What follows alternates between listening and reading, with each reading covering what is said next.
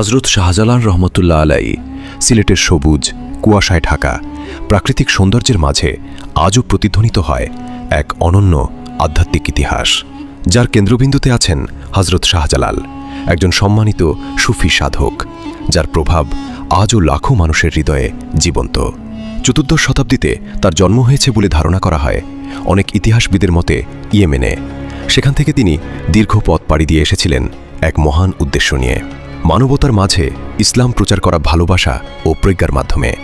বিভিন্ন ঐতিহাসিক বর্ণনায় উল্লেখ আছে যে তিনি ৩১৩ জন অনুসারী নিয়ে বাংলায় আগমন করেন, যা আধ্যাত্মিক দৃষ্টিকোণ থেকে একটি গুরুত্বপূর্ণ সংখ্যা হিসেবে বিবেচিত। সে সময় এই অঞ্চলে যখন অস্থিরতা বিরাজ করছিল, তখন তার আগমন মানুষের মধ্যে শান্তি, ঐক্য এবং নৈতিক পরিবর্তনের সূচনা ঘটায় বলে মনে করা হয়। তার সরল জীবনযাপন, বিনয় এবং সত্যের প্রতি অবিচল অবস্থান তাকে সব ধর্মের মানুষের কাছে প্রিয় করে তোলে। আজ সিলেটে তার মাজার একটি আধ্যাত্মিক কেন্দ্র, যেখানে দেশ বিদেশ থেকে মানুষ আসে শ্রদ্ধা জানাতে।